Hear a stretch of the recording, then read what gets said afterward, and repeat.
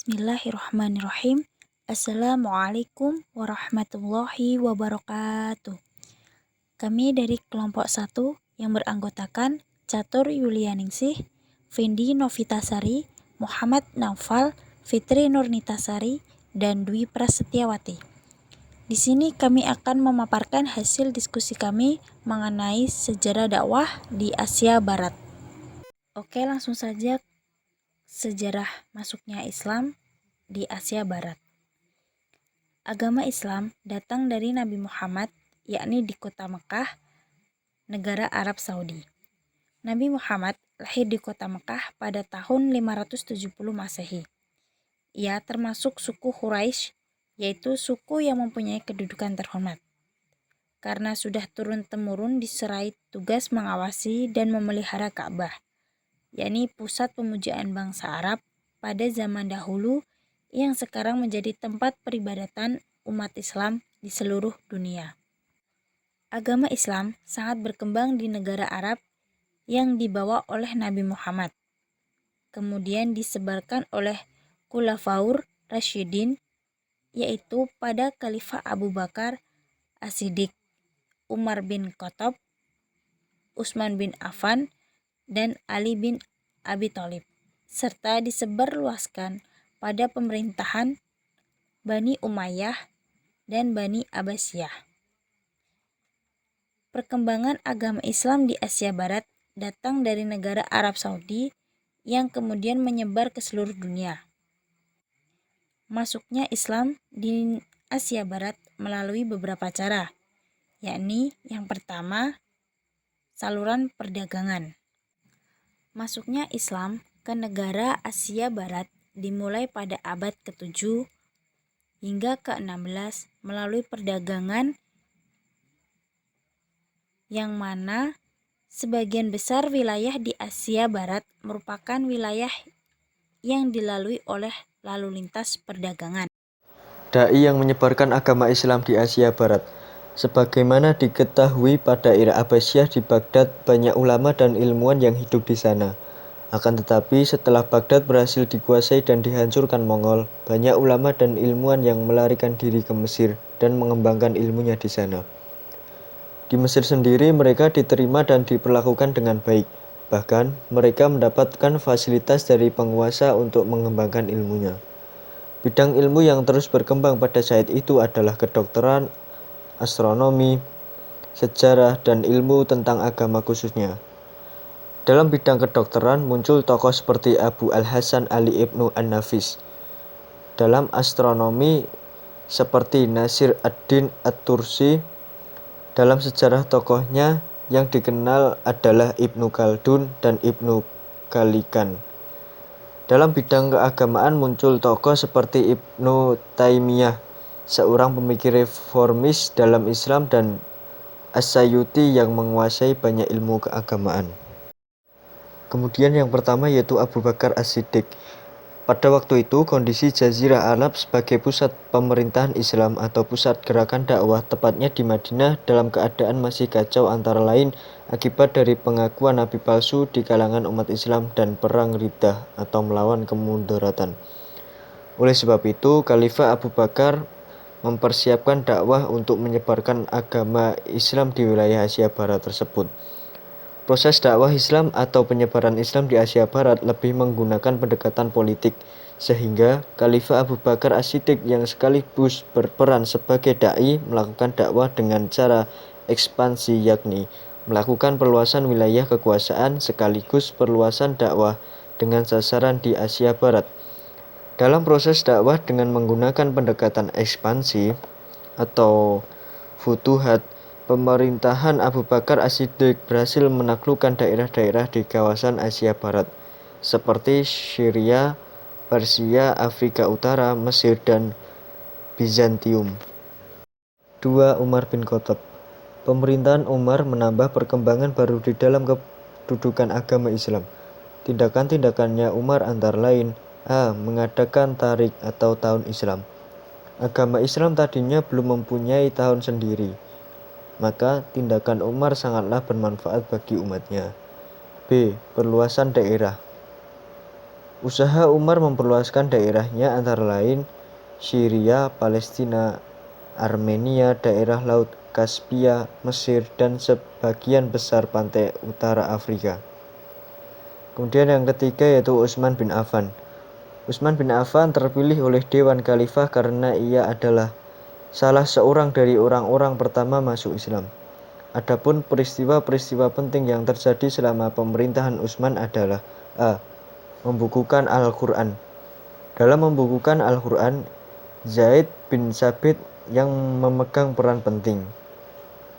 Kemudian yang B. Perluasan daerah. Dari Persia ke utara dan timur sampai ke batas India dan dari Mesir ke barat untuk merebut berbagai daerah di sekitar Laut Tengah. C. Mesir memberontak terhadap Khalifah Utsman karena tidak puas terhadap pemerintahannya. Kemudian yang terakhir yaitu Ali bin Abi Thalib. Ali diangkat sebagai khalifah karena terbunuhnya Utsman. Pada pemerintahan Ali, ibu kota dipindah ke Kufa. Pada Khalifah Ali banyak mendapatkan perlawanan dari Aisyah dan perlawanan dari kaum Umayyah sewaktu Ali mendengar. Yang terakhir yaitu Ali bin Abi Thalib. Ali diangkat sebagai khalifah karena terbunuhnya Utsman. Pada pemerintahan Ali, ibu kota dipindah ke Kufa. Pada Khalifah Ali banyak mendapatkan perlawanan dari Aisyah dan perlawanan dari kaum Umayyah. Sewaktu Ali mendengar bahwa Muawiyah akan memberontak, ia segera membela laskarnya ke Syria. Pada tahun 657 Masehi terjadilah pertempuran di Siffin selama 7 hari. Adapun akibat dari perang Siffin tersebut adalah A. Ada dua khalifah yaitu Khalifah Ali bin Abi Thalib dan Khalifah Muawiyah. B. Timbul golongan Kharjiyah. Kemudian yang C yaitu Ali terbunuh dalam peperangan. Proses Islamisasi kawasan Asia Barat untuk masa modern sebenarnya dilakukan oleh Muhammad Ibnu Saud yang terikat dengan gerakan Wahabinya. Berkat jasanya, kawasan Asia Barat dapat diintegrasikan padahal pada awalnya secara politik wilayah ini tercerai-berai, merupakan wilayah pinggiran atau terpencil dalam posisinya sebagai peradaban kuno. Masyarakatnya penggembala dan sebagai negeri perkemahan dan oasis atau kabilah-kabilah. Pada era modern ini contohnya di Turki, Deni J.A. Franciscus Surdiasis mencatat kelompok utama yang menjadi pemicu Islamisasi dalam dunia publik di Turki. Pertama adalah kaum intelektual Islam yang banyak diinspirasi oleh pemikir Islam dunia seperti Maududi, Sayyid Qutb, dan Ali Syariati. Para intelektual ini mempengaruhi opini umum melalui berbagai media tentang politik Islam sebagai alternatif dari demokrasi Barat. Selanjutnya ialah metode dakwah. Sebenarnya metode cara berdakwah dari segi tempat manapun hampir ada kemiripan. Nah, metode yang biasanya digunakan oleh para pendakwah, baik dari Asia Barat, dalam menyampaikan pesan dakwahnya menggunakan beberapa metode. Yang pertama ialah metode dakwah bilisan. Dakwah yang dilakukan dengan cara menyampaikan suatu ceramah, khutbah, diskusi, dan nasihat atau sebagainya. Terkadang metode dakwah para ulama berbeda-beda. Dari segi bilisan, ada ulama yang menyampaikan ceramah secara tegas, dan ada pula ulama yang menyampaikan secara lembut. Biasanya para ulama menyampaikan melihat jamaah terlebih dahulu. Dari situlah para ulama paham akan porsi masing-masing apa yang mereka akan kajikan untuk para jamaah. Yang kedua ialah metode bilhal. Dakwah yang mengutamakan kemampuan kreativitas perilaku dai secara luas atau dengan perbuatan nyata. Dalam metode bilhal, para pendakwah memperlihatkan sikap kekreativitasan mereka agar para jamaah tidak bosan dan tetap fokus mengenai apa yang disampaikan oleh para pendakwah. Yang terakhir ialah metode keteladanan. Dakwah yang ditempuh seseorang dalam proses melalui perbuatan atau tingkah laku yang patut ditiru. Sedangkan dalam metode keteladanan ini, para pendakwah atau para ulama yang baik dan benar pasti juga akan bersikap atau bertingkah laku dengan porsinya masing-masing. Tentunya mereka, para pendakwah, tetap menjaga kesopanannya agar dihadapkan para jamaah dan Rasulullah tidak memalukan dan masih pantas untuk disebut sebagai pendakwah. Respon masyarakat terhadap dakwah. Dakwah Islam telah berkembang dan menyimpan banyak masalah yang perlu diteliti, baik itu menyangkut ajaran dan pemikiran keagamaan maupun realitas sosial, politik, ekonomi, dan budaya. Dakwah itu sendiri menghimbau agar dapat mengetahui mana yang benar dan mana yang salah. Dakwah yang sangat sederhana dimulai dari keluarga, saudara, teman, sahabat, dan kerabat. Dakwah kadang tidak sampai kepada mat'u karena disebabkan oleh kurangnya komunikator yang datang ke kampung-kampung terpencil. Kesultanan atau kerajaan Islam yang berkembang di Asia Barat. Asia Barat sendiri merupakan wilayah benua Asia yang menjadi basis agama Islam sejak Nabi Muhammad. Hal ini diungkap oleh George Walter Prothero bahwa ekspansi Islam dimulai di benua Asia dan berlanjut terus ke arah Syria dan Persia. Persia pada zaman Nabi Muhammad merupakan salah satu negara yang dikirimi utusan untuk mendakwahkan Islam, meskipun pada saat itu Raja Persia menolak untuk memeluk Islam. Masuknya Islam ke Persia dan negara-negara lain di sebagian wilayah Asia Barat terjadi pada masa Khalifah Umar bin Khattab, yang sebagian besarnya ditandai dengan penaklukan keluar Jazirah Arab. Ini adalah awal perkembangan Islam keluar Jazirah Arab hingga akhirnya sampai ke berbagai wilayah di Asia dan Afrika. Setelah masa Khulafa Rasyidun, perkembangan Islam ke wilayah Asia Barat dilanjutkan pada dinasti Bani Umayyah dan dinasti Bani Abbas. Ekspansi Bani Umayyah dalam rangka memperluas wilayah kekuasaan merupakan lanjutan dari ekspansi yang dilakukan oleh para pemimpin Islam sebelumnya.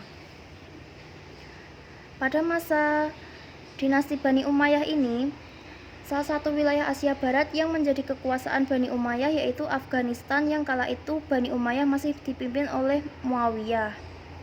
Adapun pada masa pemerintahan dinasti Abbasiyah tidak begitu tampak penambahan wilayah kekuasaan di Asia Barat, karena memang mayoritas sudah ditaklukkan oleh pemerintahan sebelumnya.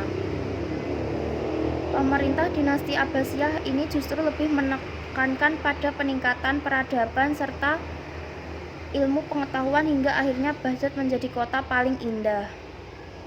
Puncak kekuasaan penyebaran Islam dan kemunduran di Asia Barat. Sejarah penyebaran Islam berlangsung sekitar 1400 tahun. Penaklukan Muslim setelah wafatnya Nabi Muhammad menyebabkan terciptanya kekhalifahan dan menempati wilayah geografis yang luas. Masuknya Islam didorong oleh kegiatan misionaris, terutama para imam yang berbaur dengan penduduk setempat untuk menyebarkan ajaran agama. Di awal kekhalifahan ditambah dengan ekonomi Islam dan perdagangan yang zaman keemasan Islam mengakibatkan Islam tersebar keluar dari Mekah menuju Samudra Hindia, Atlantik, dan Pasifik, serta terciptanya dunia Islam. Contohnya di Turki.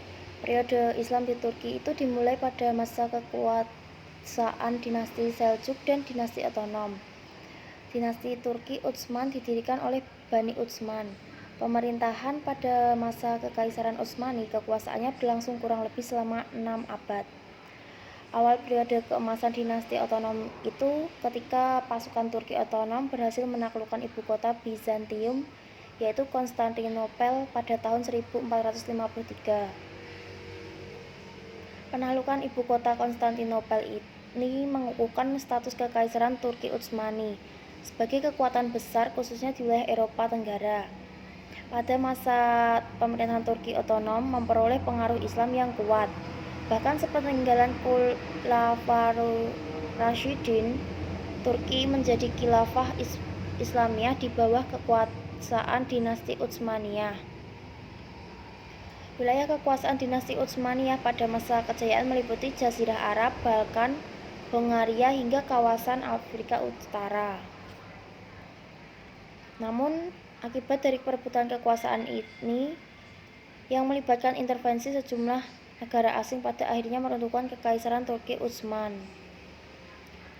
Selama periode kekuasaan Kekaisaran Utsmani, sultan yang memimpin berjumlah 36 orang sultan. Yang pertama kali memimpin pada periode Kekaisaran Utsmani adalah Sultan Utsman. Awal mula sebelum Kekaisaran Utsmani menguasai wilayah Turki, Utsman I menjadi pemimpin di wilayah Ekisehir. Kemunduran Turki Utsmani sejak abad ke-17 dan kekalahannya dari bangsa barat mendorong para penguasa dan kaum intelektual untuk mawas diri dan melakukan usaha-usaha rekonstruksi dengan model baru. Usaha ini diilhami oleh kemajuan yang telah dicapai di negara Eropa Barat setelah terjadinya revolusi industri dan melahirkan sains dan teknologi modern. Faktor penyebab kemunduran Islam di Asia Barat yaitu ada dua, faktor internal dan eksternal. Yang pertama, faktor internal, yaitu adanya keruntuhan Islam yang diakibatkan oleh tidak bertanggung jawabnya para pemimpin. Sering terjadinya desentralisasi dan pembagian di wilayah tertentu. Adanya perpecahan antara Arab dan non-Arab, Muslim Arab dan Muslim non-Arab. Adanya sebuah pengkhianatan yang dilakukan oleh orang-orang yang ingin mengincar kekuasaan. Adanya penerapan pajak yang berlebihan. Munculnya sebuah wabah penyakit yang serius. Menurunnya stabilitas keamanan dan bangunan yang kurang diperhatikan. Yang kedua, ada faktor eksternal, yaitu adanya pengaruh buruk dari aliran alam pikiran Islam pada periode sebelumnya. Adanya pengaruh perang bumi hangus yang dilancarkan oleh bangsa Tartar dari timur dan serangan tentara salib Nasrani dari barat. Demikianlah presentasi dari kelompok 1. Ada kurang dan lebihnya, kami mohon maaf.